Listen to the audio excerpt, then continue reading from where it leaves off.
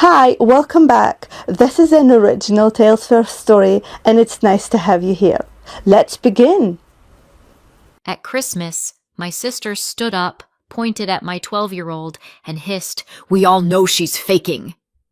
Then her cousin snatched the wheelchair away and laughed, "Just get up and walk." I didn't cry.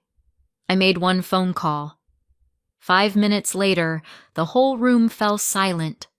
The dining room was too bright, the kind of bright that makes everyone's smile look pasted on.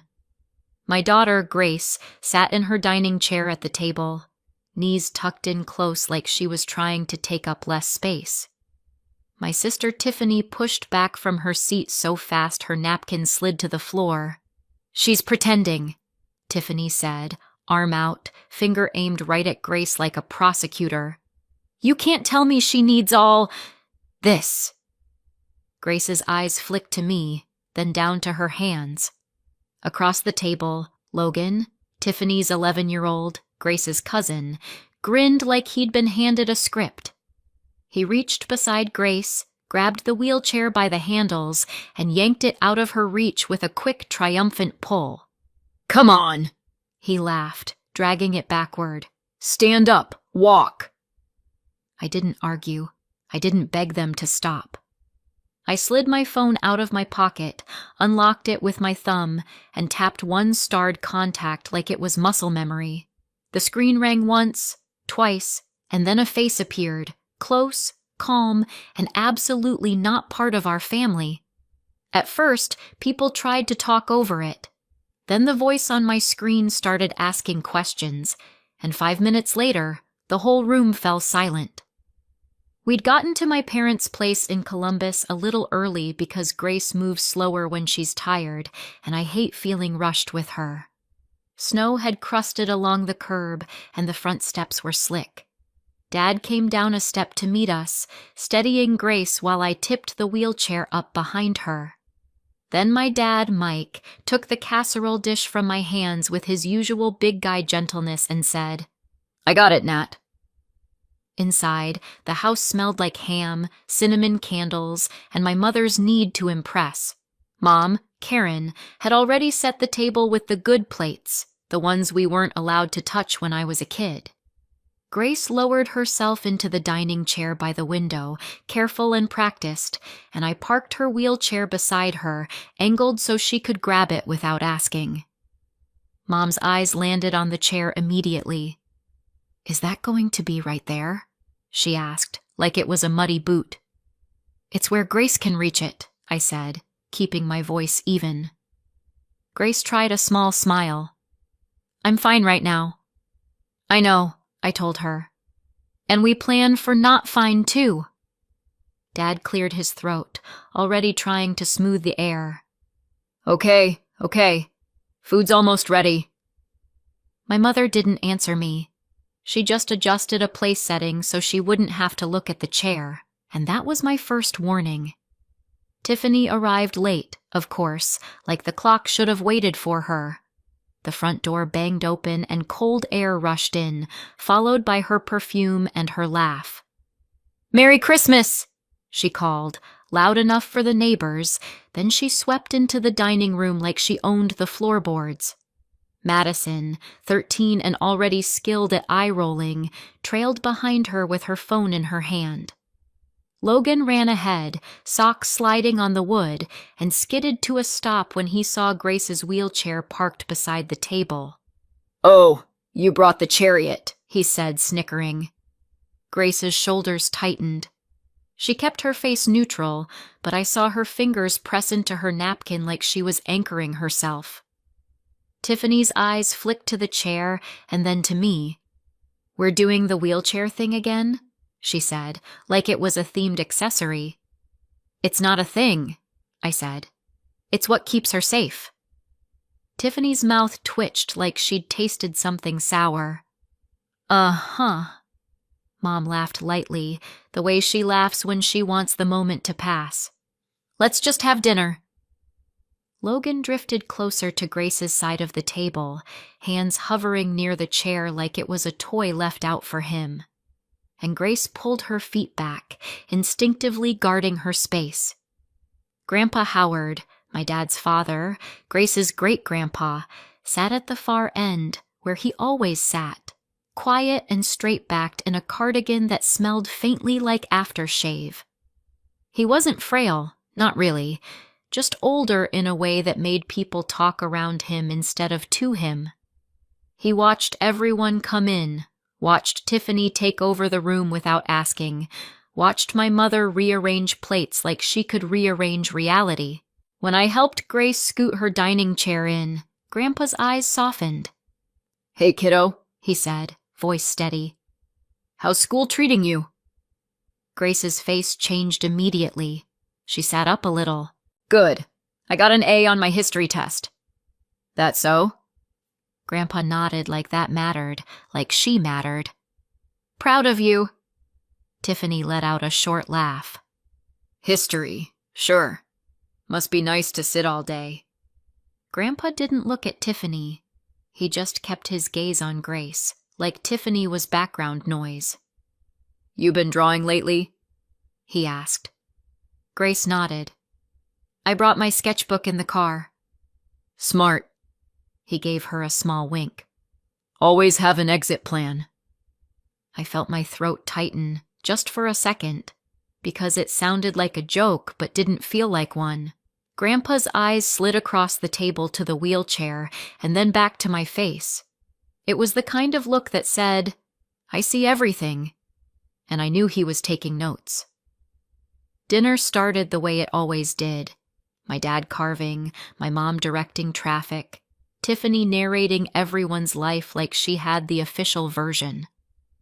Grace ate slowly, careful with her energy, laughing at the right places so nobody could accuse her of being in a mood. Halfway through, Madison stood and angled her phone toward Grace. "Hold on," she said. "We need a picture." Grace blinked. "Okay." Madison frowned at the angle. "Can you stand? Just for a second. It'll look better if everyone's the same height." "I can't," Grace said quietly. Tiffany's fork paused midair. She looked up like she'd been waiting for that sentence. "Can't," she repeated, a little too bright. "Or won't." "Tiff," my dad warned, soft but firm.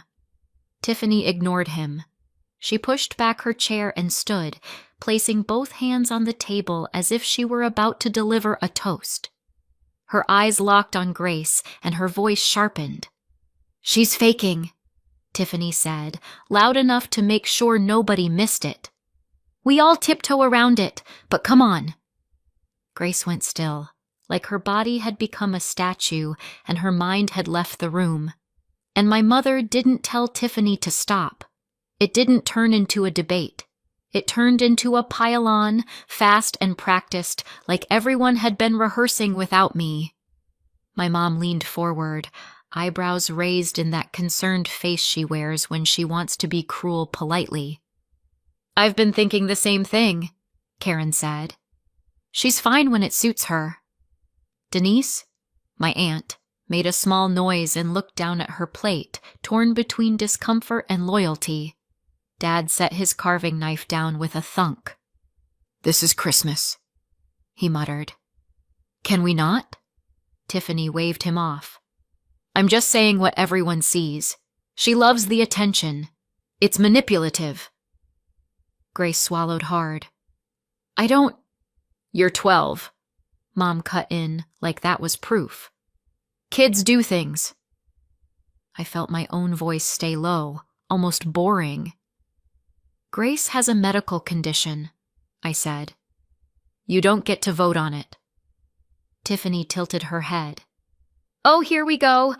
Natalie, don't make it a whole production." Grace's cheeks flushed, and I saw her knees shift under the table like she was considering standing just to make it stop. I put my hand on her forearm. One squeeze. A silent, "No." My dad looked at me, helpless, like he wanted peace more than truth. And then Logan decided he wanted a turn. Logan slid out of his chair and walked behind Grace, where the wheelchair sat within reach like a lifeline. He grabbed the handles with both hands, eyes sparkling. "I'm gonna fix you," he said, loud and proud, like he'd invented the cure. "Logan," I snapped. One word, sharp. He yanked anyway, rolling the chair backward until it bumped into the buffet. Grace's hand shot out toward where it should have been and grabbed nothing but air. Her breath hitched, and she looked at that empty space like someone had pulled the floor away. "Stand up," Logan said, laughing. "Just do it." Nobody moved fast enough. Tiffany's mouth curled like she was entertained. My mother didn't stand. Even my dad froze in that awful in-between where he wanted it to stop but didn't want to challenge Tiffany. So I stood. Not to yell, not to plead. I stepped behind Grace like a wall, pulled my phone out, and hit call. When the screen lit up and the video connected, a face appeared. It looked straight into our dining room like it could see every lie on the table, and the smugness died all at once. But let me back up. When I was 9, Tiffany knocked over my birthday cake before anyone could cut it. It slid off the table in slow motion, frosting, candles, the whole thing, and splattered onto the kitchen floor. Tiffany stared at it for half a second, then started crying like she'd been injured.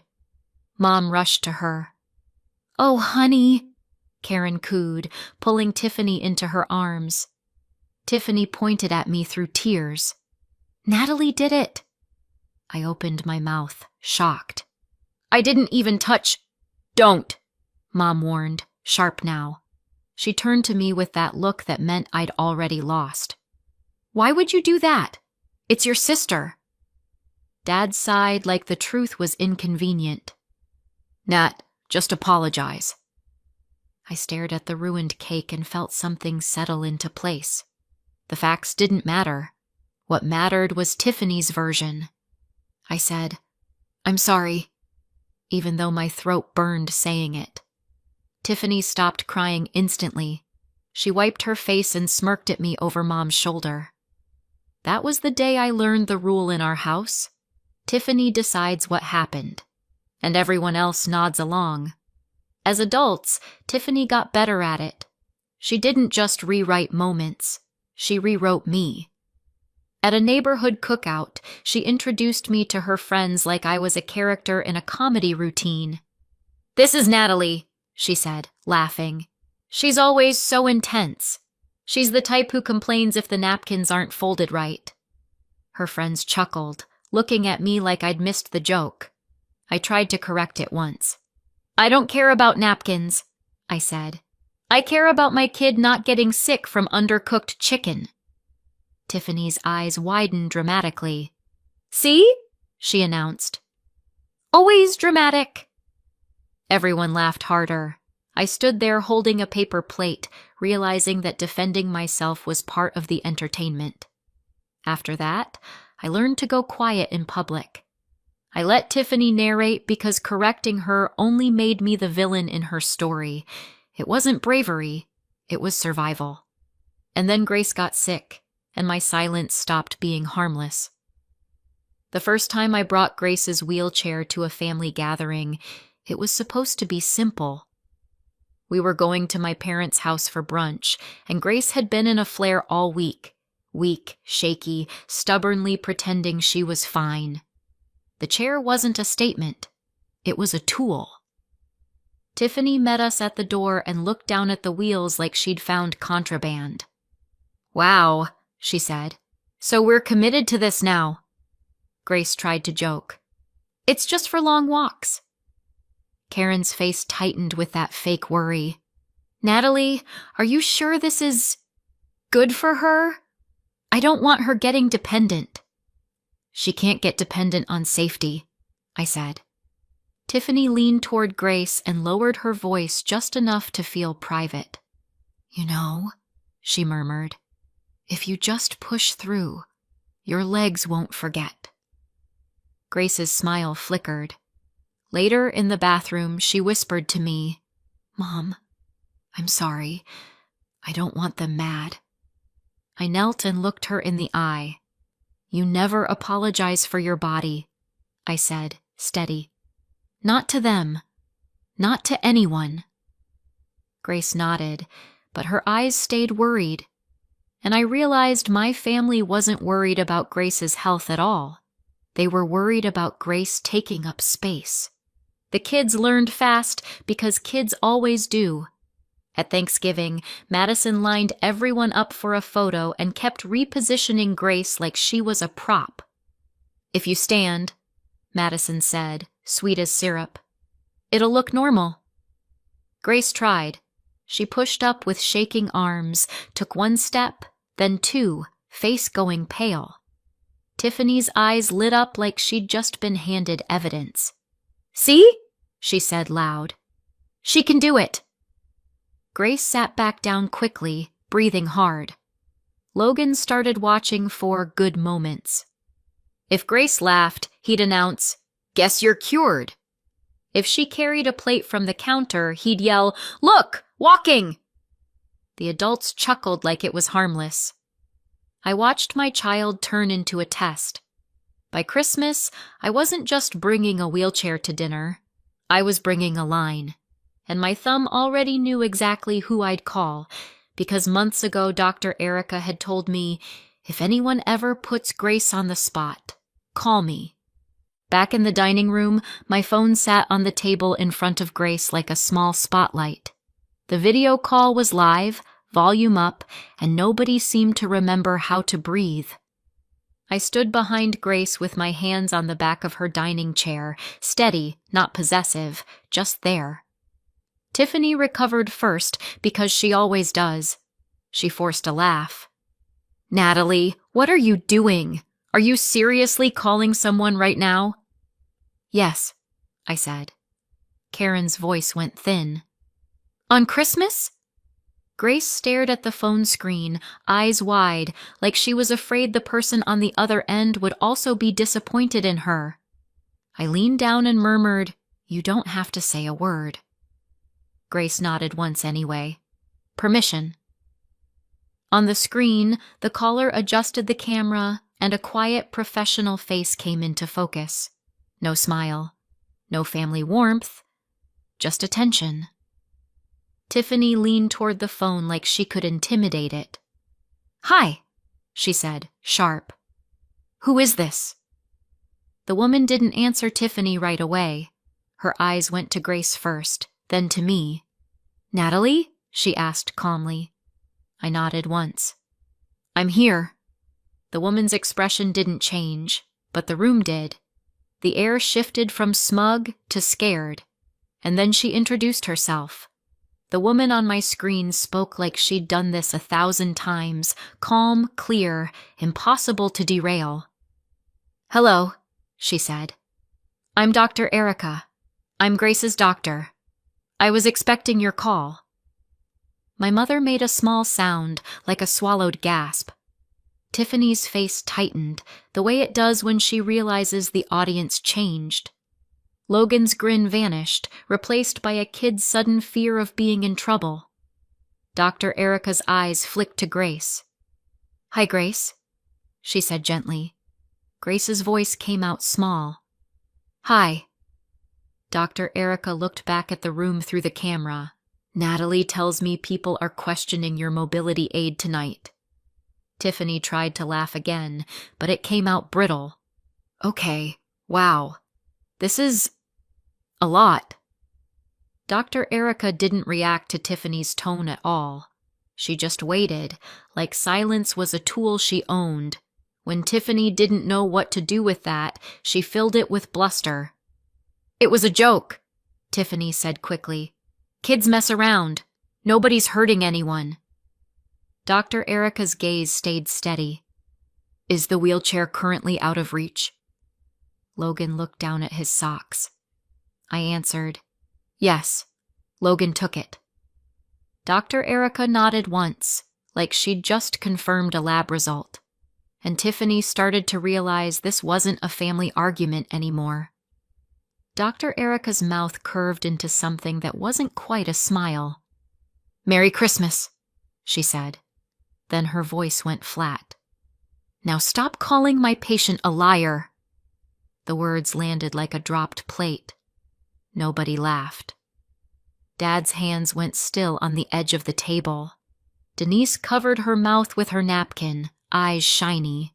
Tiffany lifted her chin. "Excuse me? I didn't call anyone a liar. I said she acts fine sometimes." Dr. Erica didn't raise her voice. She didn't have to. "You called her fake," she said. "That's calling her a liar." Karen's cheeks went pale under her makeup. She opened her mouth, then shut it. Tiffany pointed at Grace like the phone could see her finger. "I've seen her walk," she said. "I saw it with my own eyes." "So," Dr. Erica cut in, clean and precise. "Yes," she said. "Sometimes she can take a few steps." Tiffany's face brightened like she'd won. "And that doesn't mean she's fine," Dr. Erica continued, same tone. "Fluctuation is part of it." The brightness drained out of Tiffany's eyes. Dr. Erica didn't pause long enough for Tiffany to recover. "You're using her best moments as evidence against her," she said, each word clear. "That's not logic. That's cruelty." Madison stared at the phone like she'd never heard an adult speak that directly before. Tiffany glanced around the table, searching for backup, but nobody moved.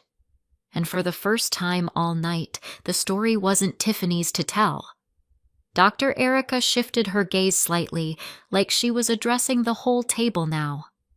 "When Grace has a good moment," she said, "she tries to act normal. She tries to keep up. She smiles so you don't look uncomfortable." Grace's throat bobbed. She didn't speak, but her eyes stayed locked on Dr. Erica's face. "I've watched her push herself so hard to look fine that she hurts herself afterward," Dr. Erica continued. "Pain later, so people are nicer now." My mother's hand trembled as she picked up her water glass. She didn't drink. Dr. Erica's voice stayed clinical, but her words cut. "She's 12, she said. "She's not manipulating you. She's surviving you." Tiffany's mouth opened, and nothing came out. Denise let out a quiet sob and wiped her face quickly, embarrassed to be the only one showing emotion. Dad's jaw clenched, a slow, late anger taking shape. Grace's shoulders dropped, like someone had finally let her set down a heavy bag she'd been carrying for months. I felt one hot pulse behind my eyes, but I kept my face steady. Grace needed steady, and Dr. Erica wasn't finished. Dr. Erica's eyes narrowed slightly, the first hint of irritation. "Now," she said, "about the wheelchair." Logan flinched. "That chair is safety," Dr. Erica said. "Removing it isn't a joke. It's taking away her protection." Tiffany scoffed, weakly. "Oh my God, she didn't fall." "You got lucky," Dr. Erica replied immediately. "If she'd gone down tonight, you'd be calling an ambulance, not laughing." The sentence sucked the air out of the room. Even Madison looked nauseous, like she'd just pictured it too clearly. Logan's face went red. He whispered, "I was just kidding." Dr. Erica didn't soften for him. "Kids copy what they see," she said. "Tonight, he copied you." Tiffany's eyes snapped to Logan, then back to the phone, furious at being blamed. Karen stared at the tablecloth as if the pattern could save her. And Grandpa Howard, at the far end, stayed silent, watching, unmoving, absorbing every word. The shame in that room wasn't loud. It was heavy. Tiffany tried one last escape hatch. "We didn't know," she said, throwing her hands up. "Nobody explained it." Dr. Erica didn't blink. "You didn't ask," she said. That was it. No lecture. No extra sentence. Just the fact. Karen's lips parted, but no excuse formed fast enough. Dr. Erica's tone turned instructive, like she was giving discharge directions. "Here's what happens now," she said. "You return the wheelchair to where Grace can reach it." Logan made a move but froze, waiting to be told he was allowed. "And you apologize," Dr. Erica continued. "Not to her mother. Apologize to her." Silence stretched. Tiffany looked like she might explode, but she didn't want to explode in front of the doctor. My mother stared at Grace like she'd never actually seen her before. Grace kept her hands folded, still, like she was afraid any movement would be judged. Dr. Erica waited, calm, unmoving. The quiet was a kind of pressure, and nobody in that room knew how to breathe through it. I didn't wait for them to find their courage. I stepped around the table, walked to the buffet, and rolled Grace's wheelchair back myself. I brought it to her side and locked the wheels with a practiced click. Grace's fingers brushed the armrest like she was confirming it was real. Tiffany's voice came out small and angry. "This is insane," she muttered. Denise whispered to Grace, "Honey, I'm so sorry," tears sliding despite her effort. My mother's face had gone the color of paper. She looked at Grace and tried to speak, but the words snagged in her throat. Dr. Erica's voice returned, softer but still firm. "Grace," she said, "you did nothing wrong." Grace blinked hard and nodded once. I picked up my phone. "Thank you," I told Dr. Erica. "Call me if you need me," she said. Then the screen went dark. I didn't announce anything. I didn't give a speech. I slid my hand under Grace's elbow and said, "We're going home." Dad stood quickly. "Nat," I looked at him. "Not tonight." Grace and I made it to the door without anyone stopping us. Outside, in the cold, my phone started buzzing like it had a second life.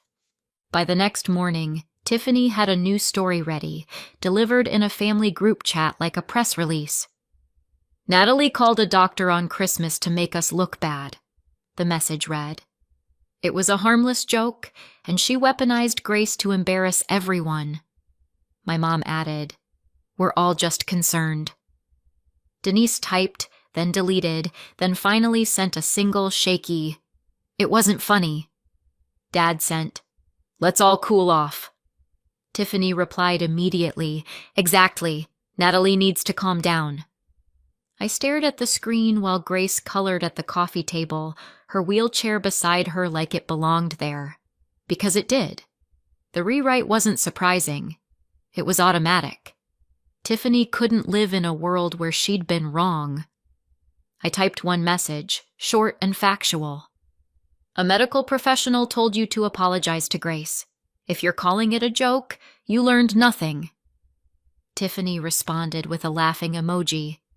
I didn't argue further. I tapped the group settings, muted it, and blocked Tiffany first. Then anyone who called that night a joke. The quiet that followed wasn't sad. It was clean. The next pressure came through my front door because my mother has never respected a boundary she didn't choose. 2 days after Christmas, Karen showed up on my porch with a tin of cookies like sugar could erase anything. I opened the door enough to step outside and close it behind me. "You're really doing this?" she asked, eyes wide. "Cutting off your family?" "I'm protecting my child," I said. Karen's voice sharpened. "Tiffany feels attacked. You made us all look terrible." "You made yourselves look terrible," I replied, still calm. "I just stopped you from doing it in private." Dad's car pulled up behind her, and he got out slowly, hands in his coat pockets. His eyes looked tired. "Nat," he began, the peacemaker again. I held up a hand. "If you want to see Grace, you can. Here, with respect. No commentary. No concern." Mom scoffed. "So now we have rules." "Yes," I said. And if Tiffany contacts us again, or if you keep minimizing, the answer is no. Dad swallowed, then nodded once, small. Okay, he said. I'll stop passing messages. I get it. Mom stared at him like he'd betrayed her. I didn't argue. I stepped back toward my door, and that's when my phone lit up with Grandpa Howard's name. I stepped inside, closed the door behind me, and answered. Grandpa's voice on the line was quiet, controlled, and sharper than I'd heard in years. Natalie, he said. No greeting fluff. I saw what happened. I leaned against my hallway wall and kept my voice low so Grace wouldn't hear everything. Yeah, I said. You did. I also saw what didn't happen, Grandpa replied. No one actually stopped it when it mattered. Not your mother, not your father, and Tiffany. He exhaled through his nose, more anger than breath. That woman humiliated a child. My stomach tightened.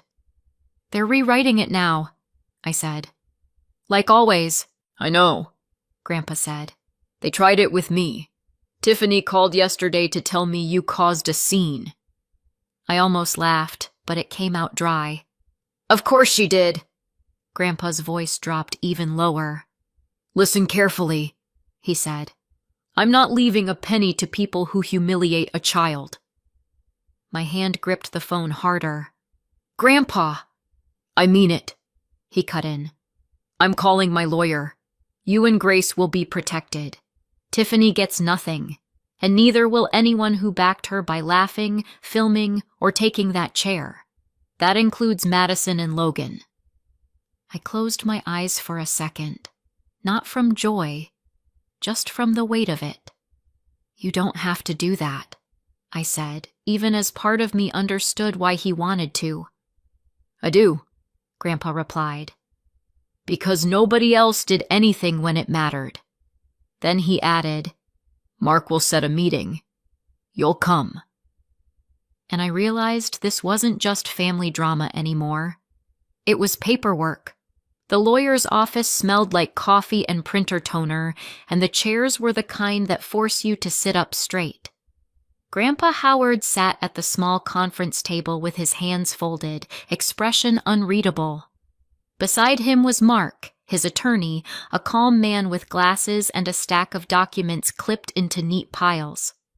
Tiffany arrived 10 minutes late and walked in like she was owed an apology. Karen followed her, wringing her hands. Dad came in last, looking like he wished the floor would open. Mark nodded politely. We're here to update Mr. Howard's estate documents, he said, including setting up a trust for Grace, with Natalie as trustee. Tiffany laughed. Okay. Why am I here? Grandpa didn't look at her when he answered. So you can't claim you didn't hear it, he said. Tiffany's smile faltered. Hear what?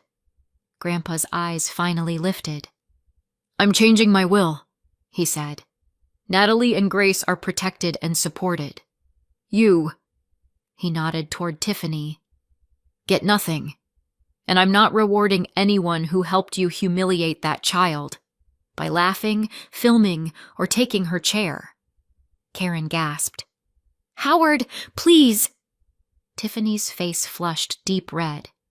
That's stealing, she snapped, pointing at me like she always does. She turned you against me. Grandpa didn't flinch. No, he said. You did. Mark slid papers forward. Mr. Howard has made his intentions clear, he said. This is lawful, and it will be witnessed and filed. Dad finally spoke, voice small. Tiff, stop. Tiffany spun on him, shocked. Are you serious? Dad didn't answer her. He looked at Grandpa, then at me, and gave a tiny nod like he was choosing a side for the first time in his life. Grandpa signed his name with a steady hand, and Tiffany realized her control didn't reach this table. 1 year later, Grandpa Howard was gone. The funeral was quiet, and so was our life afterward. Quiet in the way that feels safe, not empty. Grace and I didn't go to my parents' house afterward for the family gathering because we weren't family props anymore. We went home, made hot chocolate, and watched a movie with the volume up. A few months later, Mark called me with the final number once everything settled. The value of the trust Grandpa set aside for Grace. $517,640. I sat at my kitchen table staring at the figure, not because it felt like a prize, but because it felt like Grandpa's last boundary, ink on paper. The money paid for consistent care, better equipment, and the kind of therapy schedule that didn't depend on me begging insurance every month. More than that, it paid for peace. With no constant invalidation, Grace stopped bracing for judgment. Her flare-ups got less intense. She started walking more on her good days because she wasn't wasting energy proving anything to anyone.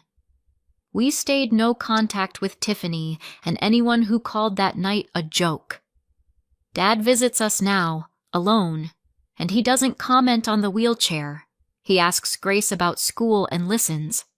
Grace is almost recovered, so tell me, did Grandpa do the right thing, and did I do the right thing cutting them off? Let me know in the comments, and subscribe for more.